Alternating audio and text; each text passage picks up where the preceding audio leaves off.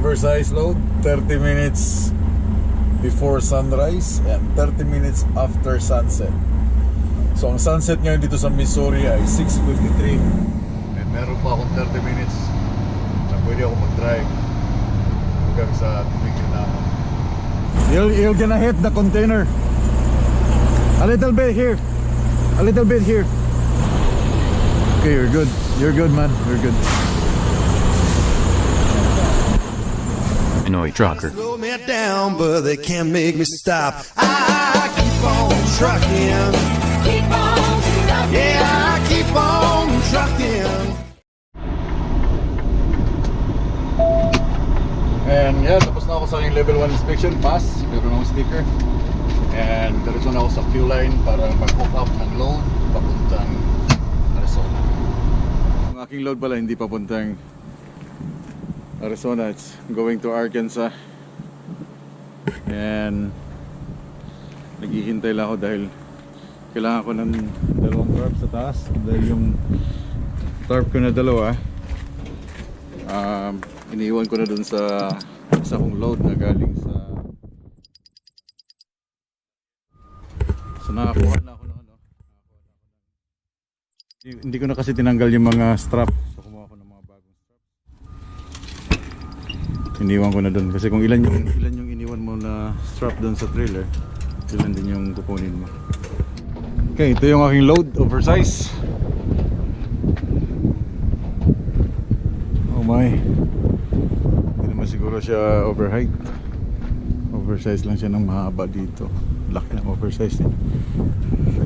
Flat deck. Kaya naman siguro to sa ano. Hindi kasya to sa ano, sa step deck.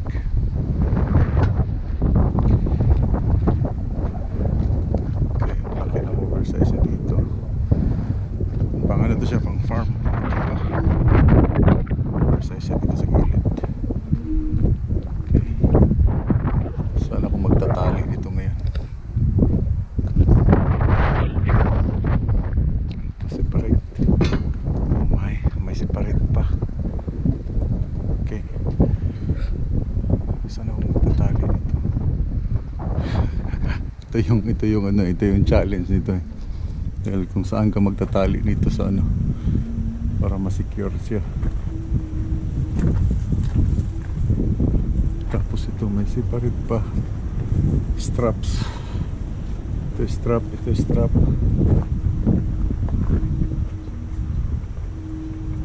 Tapos ito separate pa rin to. Kasya siguro sa flat deck, step deck. So medyo masilan lang siya dahil ang dami mong ito nilagyan ko dito para mag steady siya. Kailangan mong sumuot doon sa lalim, akyat ka doon sa taas, hugutin mo itong mga strap na to. Ang dami mga loose na mga tawag dito, mga parts na kailangan mong tie up. So hindi ko na siya pinakita dahil grabe ang init kanina.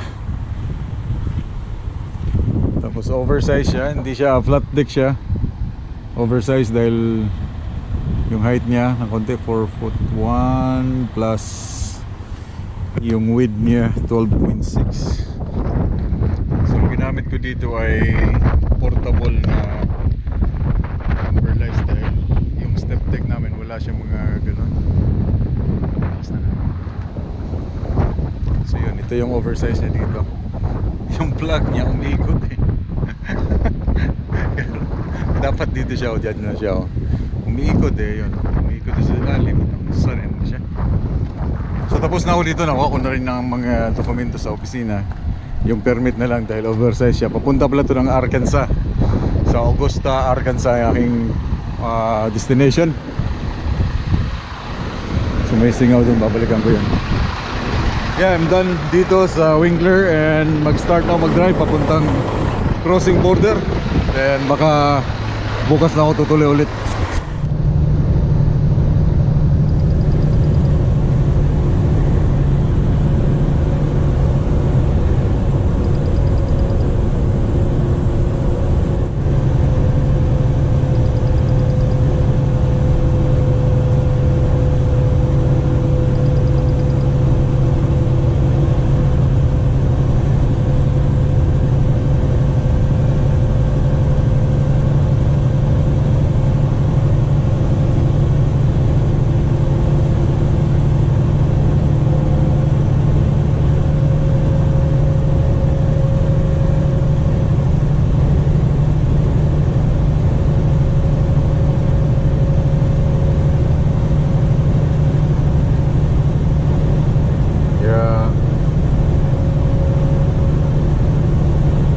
I'm here.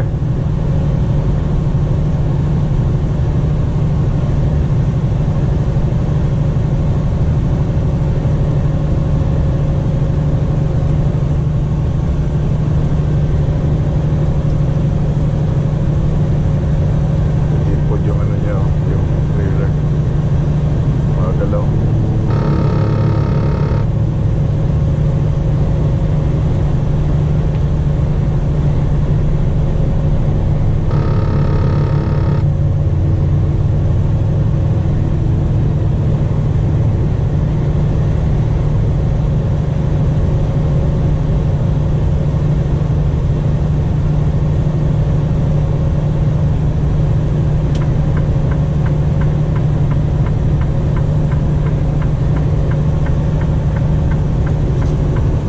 Pag oversized load, 30 minutes before sunrise and 30 minutes after sunset.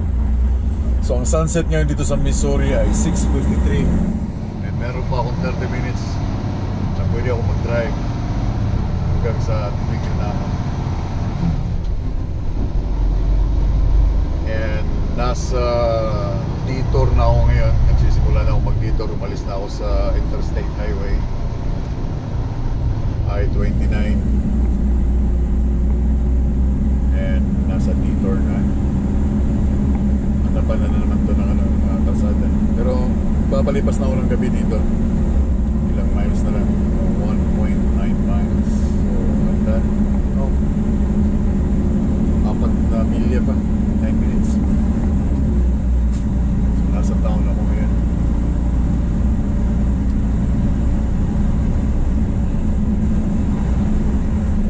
I'm not sure kung makakita ko ng parking para sa oversize na magkasya sa isang spot. I don't think so dahil 12.6 ang aking weight. So maghahanap na naman ako sa gilid-gilid nito sa Love's Truck Stop.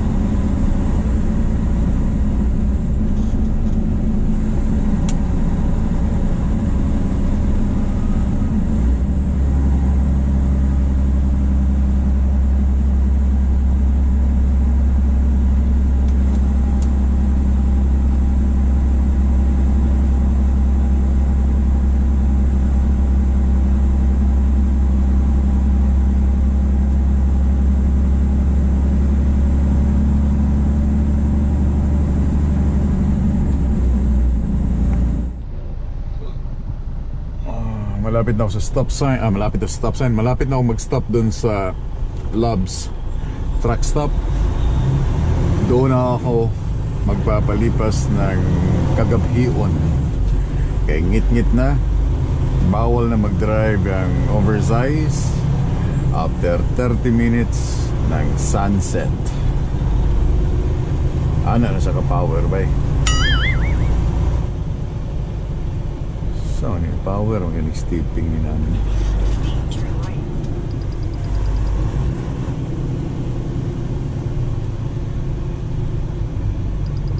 So, ang height niya ay 15 foot 0. So, kasya siya kay, kung ano man siya, 14 feet 1 inches.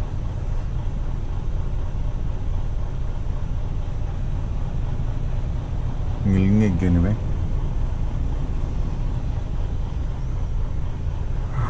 Nako. Maunahan ba ako ng isang truck nito? Wala na. Wala na. Unahan na ng Walmart. Ayay. Kaya would mag-go eh. Wala na.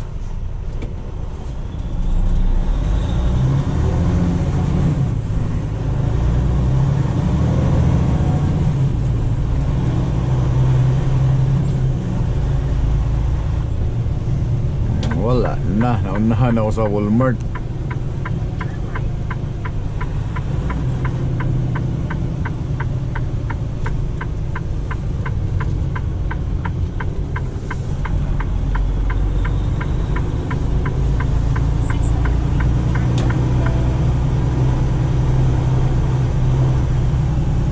Ay Kasama kumuhulong ni bay.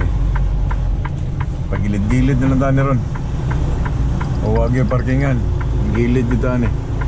Para sa nila, nasa gilid nag-parking. Hawa mo na birds, kaya puli ko na birds. Ano yun, pwede ni plastaran dito yun. Pag yung parking dyan. So nga, agoy, no parking man, dangger man.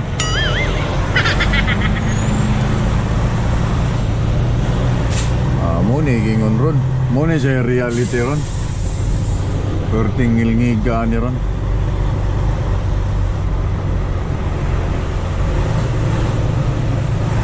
Hindi rin ako pwede mag-park dito dahil itong mga truck na ito, lalabas sila. Wala, dangger gud ni. Astilan dolor.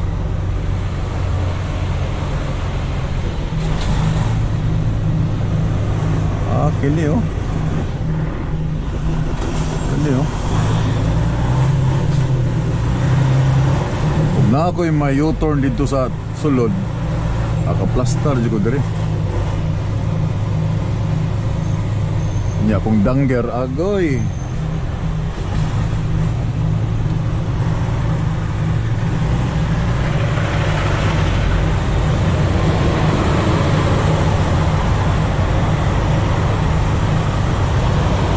Agoy, birahan niya niyo.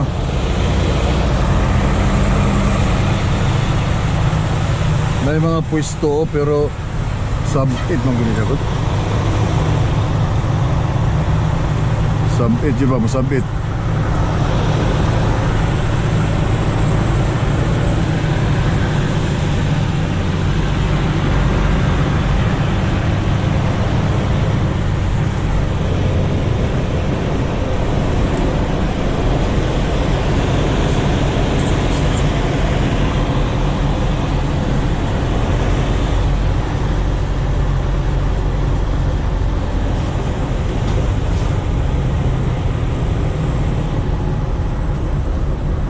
Gud niya oh.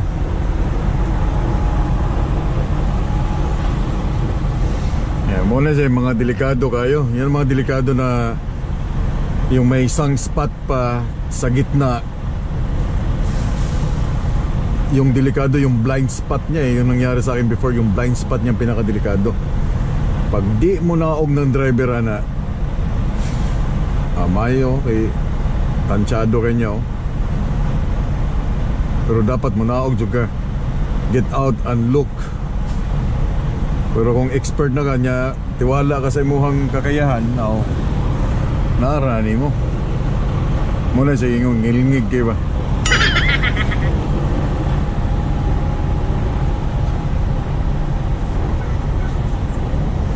Ako hindi na ako pwedeng magparking dito sa mga inana kay wide mangudya. Sabit lagi sa akon. Sabit sa mga gilid-gilid ba? Ano, 1 hour na akong driving oh. Wala, sulod na siya oh. May kan driver, pinahan ko niya yung pula oh. Power kayo. Uy, bahay mo na yung driver na day.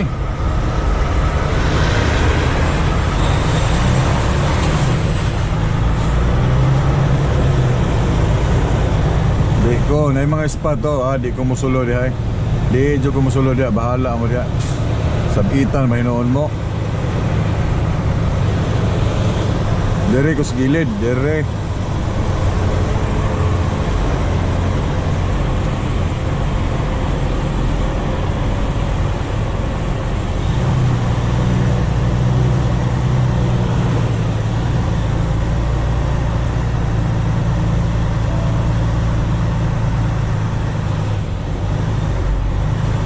Dire ko, dire. Plastar ko dire bay. Agoy, power makayo. Pangit magkagbirada bay.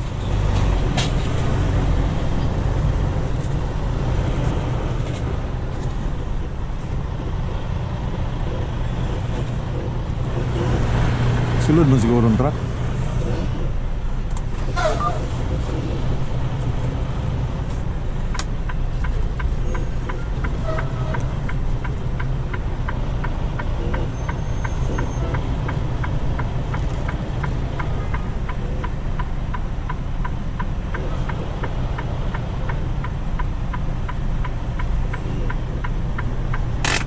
be kay. So tanaw na to, mura niya akong birada kay wala mo kailangan mapustuhan. Wala na akong pwedeng makita ng parking. So dito na lang ako sa gilid. Hindi rin ako pwedeng pumasok dyan sa mga pwesto-pwesto nila dahil baka makasabit ako dahil wide siya. Makadali pa ako. Gawas naman kanoy, no? Saday ka. Secure na ako niya. So dito na ako magpa-park. Di ba? Hindi naman ako nakakasagabal sa kanila. Sakto ra kayo. Power kayo birada oh. Insa pa may matras na dire. Ya, akin tanggalon na ako ni siya. Alisin ko to dahil ano to siya yung dinidikit lang namin. Baka nakawin Baka kayo mga kawatan.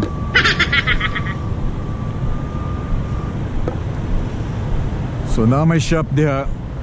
So akong gitan siya nga kung naay magpaayog truck, makamaneuver mas lagmayo dire Kunti na lang. Isang araw na lang. Try ko magpalupad og drone. Kay murag nindot ang hangin karon, kay murag dili kayo siya, nindot ang panahon. Dili kayo siya hangin. So paluparan ako nig drone karon dayon makita ninyo. So see you.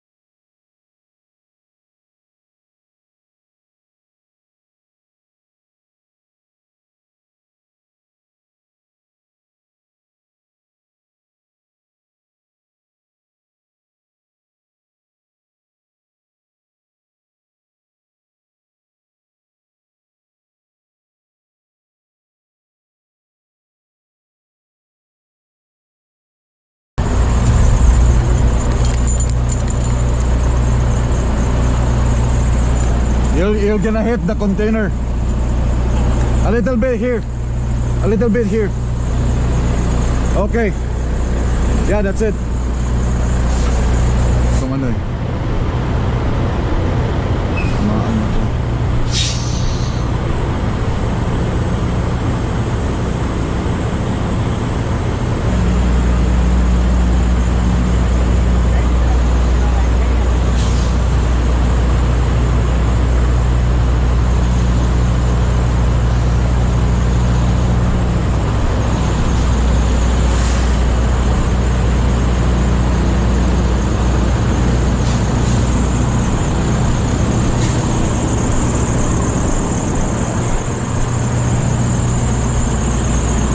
gonna hit the container.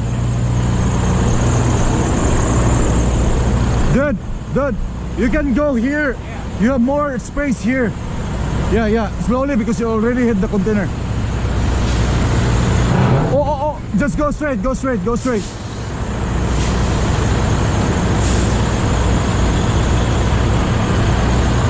go straight.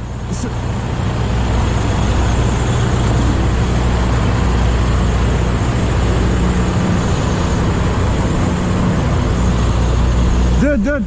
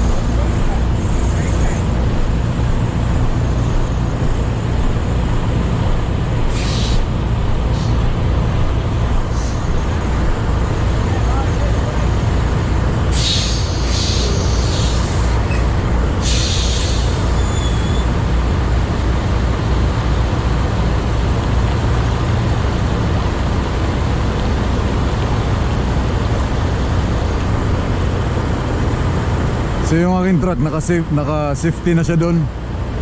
And hindi kasi makaya ng konsensya mo na yung ibang driver nahihirapan sa pag-atras. So instead na titingnan mo sila and tulungan mo, di ba, para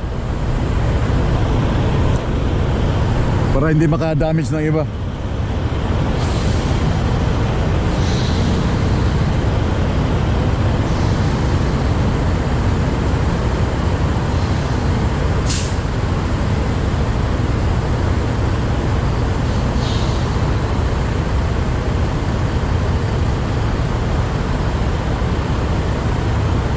Kasi ito yung spot na papasukan niya eh. Tapos nakasarado pa tong ilaw niya, kaya hindi siya makita masyado ng driver na magre-reverse. Dapat naka-parking light ka pag napapark ka sa mga ganito para meron silang ilaw na guide. Ayun, kuha na oh. Kanina dikit na dikit siya dun sa container eh.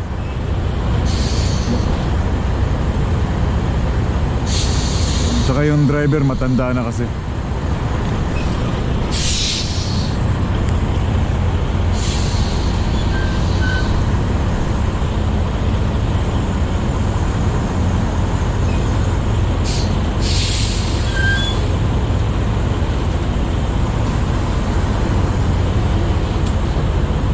Ayan, okay na siya. At least nakapasok na siya.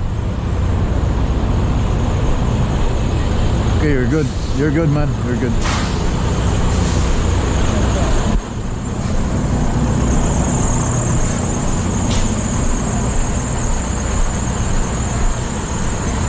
So pag mag-aatras ka na left side yung pasok mo, ang pinakapipinahan mo yung kabilang truck, yung kabilang side.